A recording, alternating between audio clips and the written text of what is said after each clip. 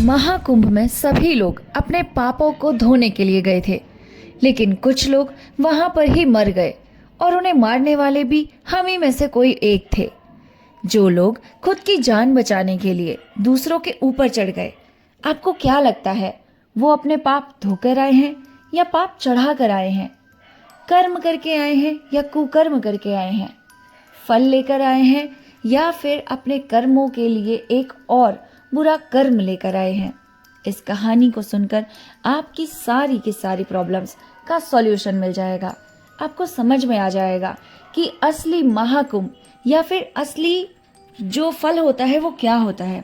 तो चलिए अपनी कहानी को शुरू करते हैं। नमस्कार, रूहिका शर्मा चैनल में आप सभी का स्वागत है। आज की हमारी कहानी का नाम है दो वृद्ध पुरुष, जो कि एक रूसी कहानी पर है और इनके जो लेखक हैं वो है लियो टॉल्स्टॉय जी। तो चलिए बिना समय व्यर्थ किए कहानी शुरू करते हैं। एक गांव में अर्जुन और मोहन नाम के दो किसान रहते थे। अर्जुन धनी था और मोहन साधारण पुरुष। उन्होंने चिरकाल से बद्रीनारायण की यात्रा का इरादा कर रखा था। अर्जुन बड़ा सुशील, साहसी और दृढ़ था। 2 बार गांव का चौधरी रहकर उसने बहुत अच्छे काम किए थे। उसके 2 लड़के और एक पोता था। 60 वर्ष की अवस्था थी, लेकिन अभी भी दाढ़ी नहीं पकी थी। मोहन प्रसन्न बदन, दयालु और मिलनसार था। उसके भी 2 पुत्र थे। एक घर में था, दूसरा बाहर नौकरी पर गया हुआ था। वह खुद घर में बैठा बैठा बही का काम करता था। बद्रीनारायण की यात्रा का संकल्प किए उन्हें बहुत दिन हो चुके थे। अर्जुन को छुट्टी ही नहीं मिलती थी। एक का काम समाप्त होता कि दूसरा आकर घेर लेता था।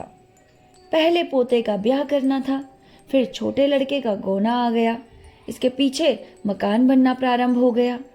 एक दिन बाहर लकड़ी पर बैठकर दोनों बूढ़ों में बातें होने लगी। मोहन बोलता, क्यों भाई, अब यात्रा करने का विचार कब का है? अर्जुन ने कहा, जरा ठहरो, अब की वर्ष अच्छा नहीं लगता। मैंने ये समझा है कि 100 रुपए में मकान तैयार हो जाएगा, लेकिन भाई 300 रुपए लगा चुका हूँ। अभी दिल्ली दूर है, अगले वर्ष चलेंगे भाई।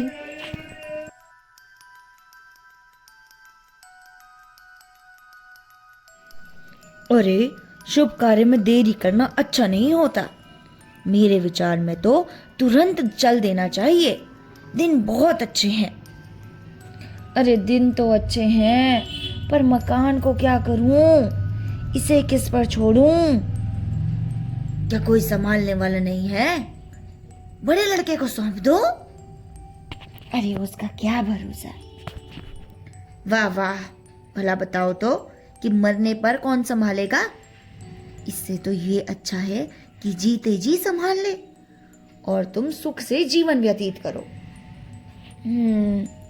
यह सत्य है, पर किसी काम में हाथ लगाकर उसे पूरे करने की इच्छा सभी की होती है, तो काम कभी पूरा नहीं होता भाई। देख, कुछ ना कुछ तो कसर रह ही जाती है।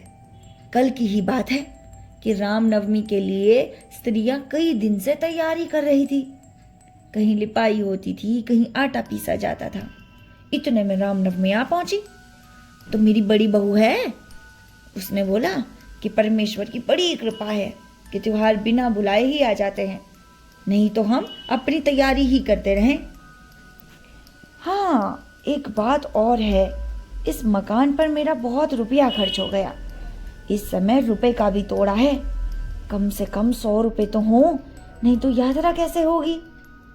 मोहन कहता है, आहा, जो जितना धनवान होता है उतना ही कंगाल होता है। तुम और रुपए की चिंता जाने दो। मैं सच कहता हूँ, इस समय मेरे पास 100 रुपए भी नहीं, परंतु जब चलने का निश्चय हो जाएगा तो रुपया भी कहीं ना कहीं अवश्य आ ही जाएगा। बस यह बतलाओ चलना कब है? ओहो भैया, तुमने तो रुपए जोड़ रखे होंगे, नहीं तो कहाँ से आ जाएगा? बताओ तो सही। अरे, कुछ घर में कुछ माल बेचकर पड़ोसी की चौखट आदि मोल लेना चाहता है, उसे सस्ती दे दूंगा। वाह, सस्ती बेचने पर पछतावा होगा। मैं सिवाय पाप के और किसी बात पर नहीं पछताता। आत्मा से कौन चीज प्यारी है? ये सब तो ठीक है, परंतु घर के कामकाज बिसराना भी उचित नहीं। अरे, और आत्मा को बिसराना तो और भी बुरी बात है। जब कोई बात मन में ठान ली तो उसे बिना पूरा किए छोड़ना ना चाहिए। अब अंत में निश्चय हो गया कि 4 दिन पीछे जब विदा होने का समय आया तो अर्जुन बड़े लड़के को समझाने लगा कि मकान पर छत इस प्रकार डालना, भूसी बखार में इस भांति जमा कर देना, मंडी में जाकर अनाज इस भाव से बेचना, रुपए संभाल कर रखना, ऐसा ना हो खो जाए, घर का प्रबंध करना, ऐसे रखना कि किसी की प्रकार की हानि ना हो। उसका समझाना समाप्त ही ना होता था। इसके प्रतिकूल मोहन ने अपनी स्त्री से केवल इतना ही कहा, तुम चतुर हो, सावधानी से काम करती रहना। मोहन तो घर से प्रसन्न मुख बाहर निकला और गांव छोड़ते ही घर के सारे बखेड़े भूल गया। साथी को प्रसन्न रखना, सुखपूर्वक यात्रा कर घर लौटना उसका मंतव्य था।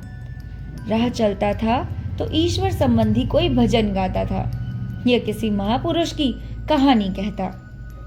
सड़क पर अथवा सराय में जिस किसी से भेंट हो जाती उसे बड़ी नम्रता से बोलता। अर्जुन भी चुपके चुपके चल तो रहा था, परंतु उसका चित्त व्याकुल था। सदैव घर की चिंता लगी रहती।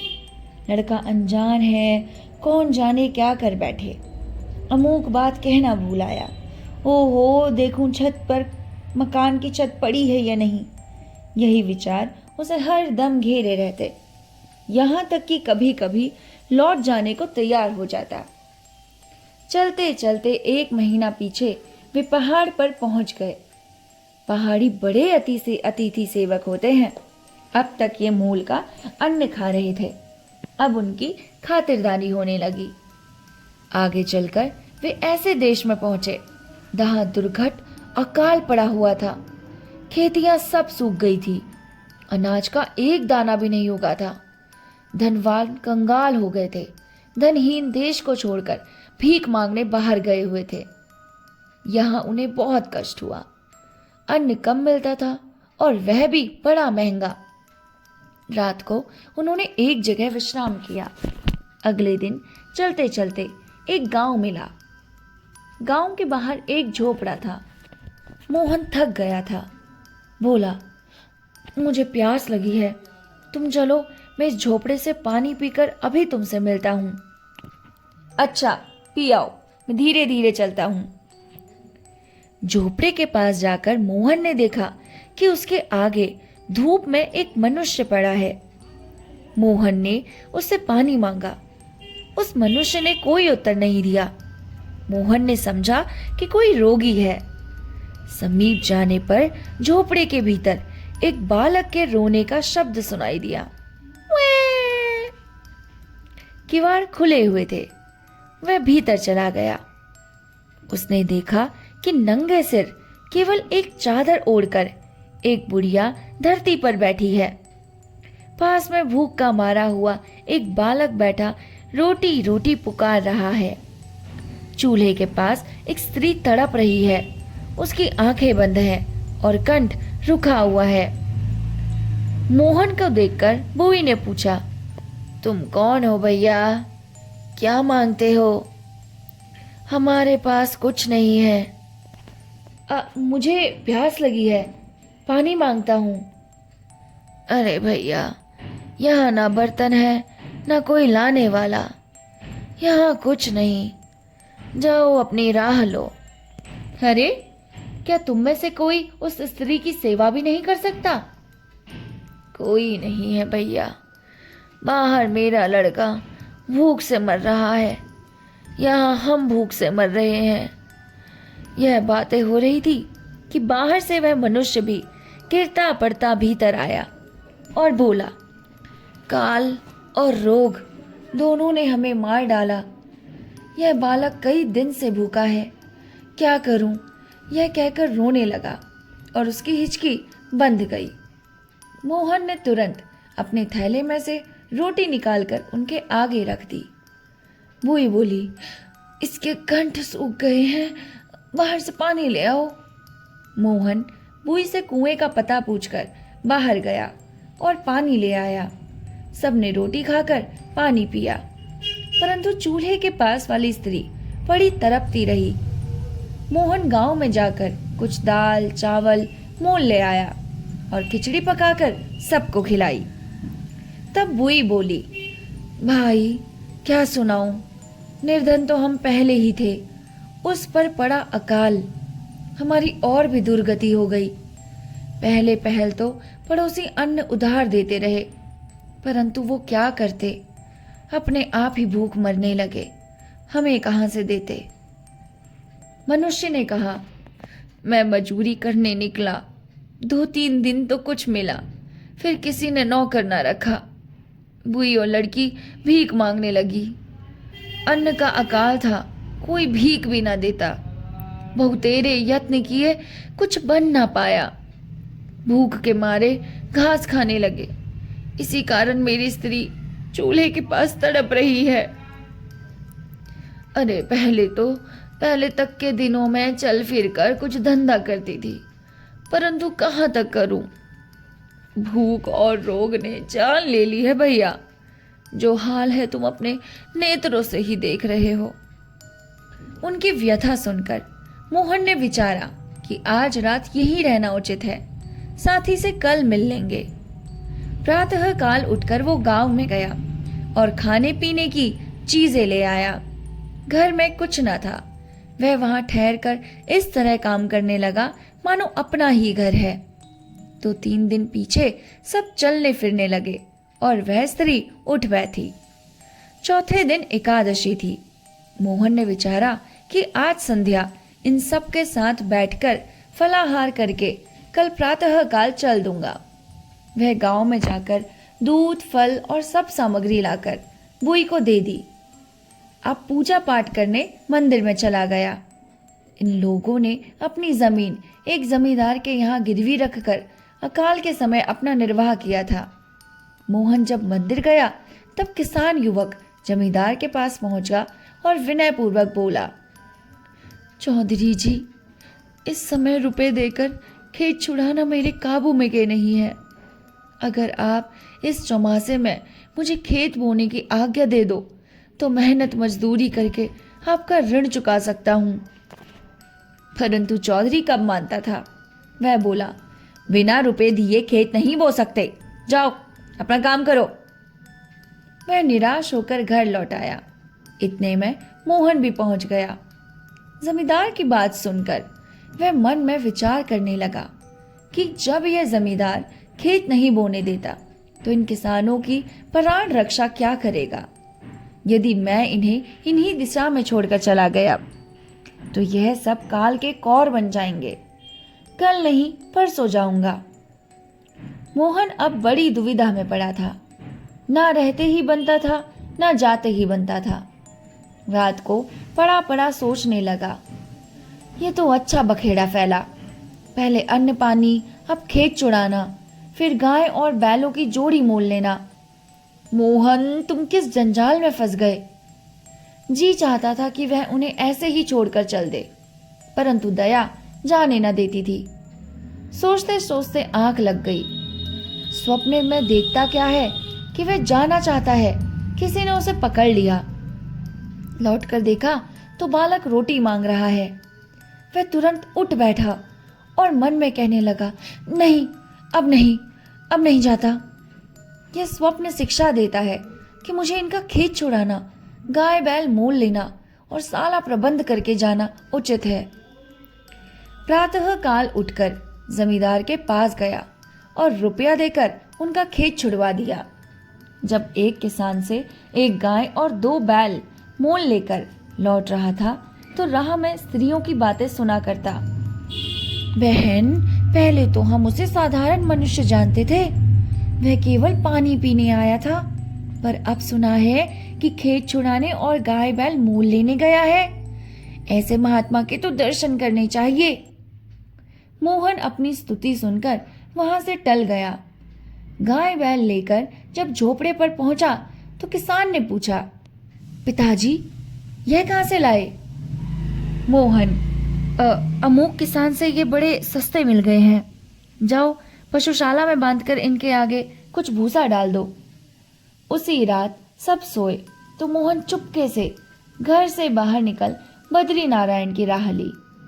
3 मील चलकर मोहन एक वृक्ष के नीचे बैठकर बटुआ निकाल रुपए गिनने लगा तो देखा रुपए थोड़े ही बाकी थे।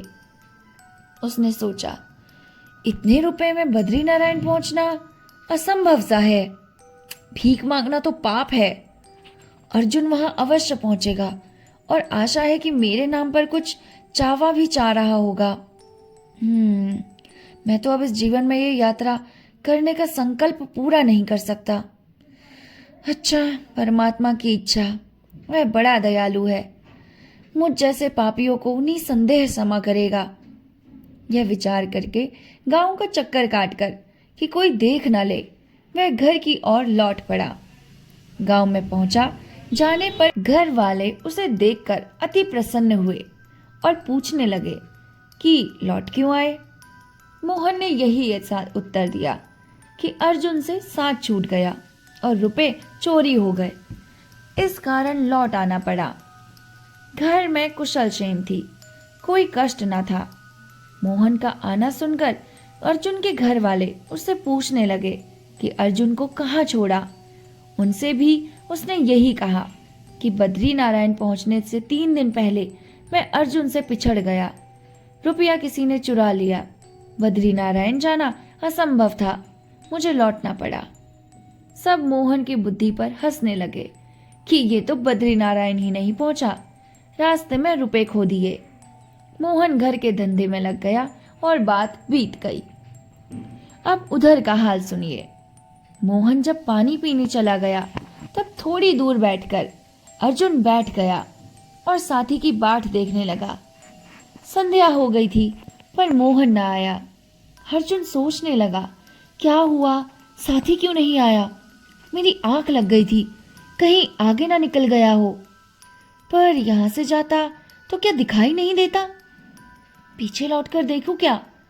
अहो, कहीं आगे ना चला गया हो, फिर तो मिलना ही असंभव है। आगे ही चलो, रात को चट्टी पर अवश्य भेंट हो जाएगी। रास्ते में अर्जुन ने कई मनुष्य से पूछा कि तुमने कोई नाटा सांवले रंग का आदमी देखा है, परंतु कुछ पता न चला। रात चट्टी पर भी मोहन से भेंट न हुई। अगले दिन ये विचार कर कि देव प्रयाग पर अवश्य मिल जाएगा, वह आगे चल दिया। रास्ते में अर्जुन को एक साधु मिल गया। वह जगन्नाथ की यात्रा करके आया था। अब दूसरी बात, बद्री नारायण के दर्शन को जा रहा था। रात को चट्टी में वे दोनों इकट्ठे हो रहे थे और फिर एक साथ यात्रा करने लगे। देव प्रयाग में पहुंचकर अर्जुन ने मोहन के विषय में पंडित से कुछ बातचीत की, पर कुछ पता ना चला। यहाँ सब यात्री एकत्र हो गए। देव प्रयाग से आगे चलकर सब लोग रात को एक चट्टी में ठहरे। वहां मूसलाधार मेघ बरसने लगा। बिजली की कड़क, बादल की गरज से सब कांप गए। सारी रात जागते कटी। त्राही त्राही करते दिन निकला। अंत को दोपहर के समय सब लोग बद्री नारायण पहुंच गए। पंडित देव प्रयाग से ही साथ हो लिए थे। बद्री नारायण में यही रीति है कि पहले दिन यात्रियों को मंदिर की ओर से भोजन कराया जाता है और उसी दिन यात्रियों को अटका अथवा चावा बतला देना पड़ता है कि कौन कितना चाहेगा। कम से कम 1.25 रुपया नियत है। उस समय तो सबने पंडों के घरों में जाकर विश्राम किया। दूसरे दिन प्रातः काल उठकर दर्शन प्रसन्न में लग गए। अर्जुन और साथी एक ही स्थान में टिके थे। सांझ की आरती के दर्शन करके लौटकर जब घर आए तो साधु बोला, अरे मेरा किसी ने बटुआ निकाल लिया है। अर्जुन के मन में ये पाप उत्पन्न हुआ कि यह साधु झूठा है, किसी ने इसका रुपए नहीं चुराया, इसके पास रुपया था ही नहीं। लेकिन तुरंत ही उसको पश्चाताप हुआ कि किसी पुरुष के विषय में ऐसी कल्पना करना महापाप है। उसने मन को बहुतेरा समझाया, परंतु उसका ध्यान साधु में ही लगा रहा। पवित्र स्थान पर रहने पर भी चित्त की मलिनता दूर नहीं हुई। इतने में शयन की आरती का घंटा बजा।